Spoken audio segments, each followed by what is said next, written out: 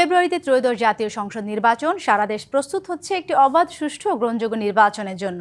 কি ভাবছেন সাধারণ মানুষ থেকে শুরু করে আগামী জনপ্রতিনিধিরা, সে কথা জানাতে ডিবিসি নিউজের ইলেকশন এক্সপ্রেস ছুটে যাচ্ছে সব সংসদীয় আসনে। এখন আছে সংসদীয় আসন 209 রাজবাড়ী 1-এ। সিএসআরএম নিবেদিত ডিবিসি নিউজের বিশেষ আয়োজন ইলেকশন এক্সপ্রেসে এই মুহূর্তে রয়েছি সংসদীয় আসন 209 রাজবাড়ী 1।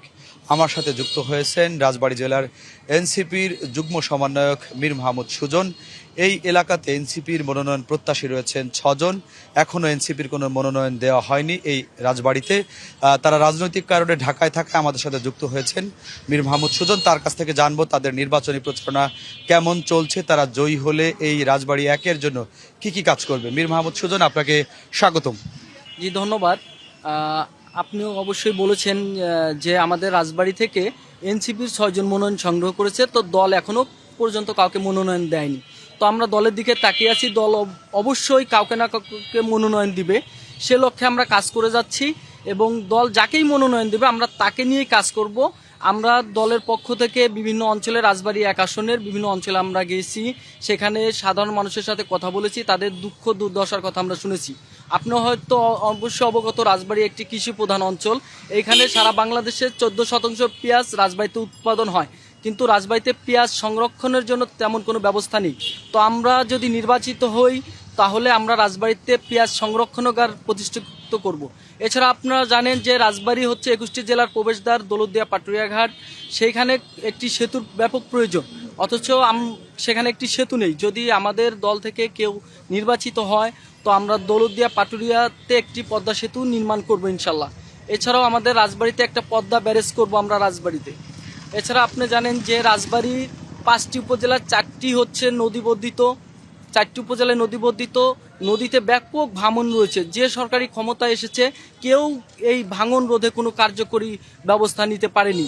তো আমরা এই রাজবাড়ির নদী ভাঙন অঞ্চলগুলোতে আমরা ঘুরেছি, আমরা সেই নদী তীরবর্তী অঞ্চলের মানুষের কথা শুনেছি, যে তাদের অসহায় দুর্দশার কথাগুলো আমরা শুনেছি।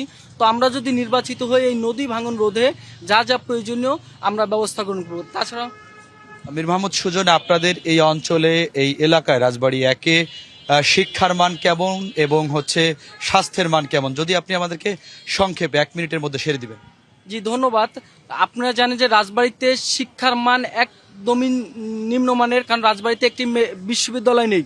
রাজবাড়ী থেকে যারাই মেধাবী হয়ে বের হয় তারা হয় দূরের কোনো জেলাতে পড়াশোনার জন্য চলে যাচ্ছে, তাছাড়া অনেকেই ঝরে যাচ্ছে। তো আমরা যদি নির্বাচিত হই ইনশাল্লাহ আমরা রাজবাড়ীতে একটি পাবলিক বিশ্ববিদ্যালয় করব ইনশাল্লাহ। এছাড়াও রাজবাড়ীতে চিকিৎসার মান ভয়াবহ অবস্থা একদম, সেখানে উন্নত কোনো চিকিৎসা নেই, আর রোগীকে হাসপাতালে নেওয়ার সাথে সাথে তাদেরকে রেফার করা হয়।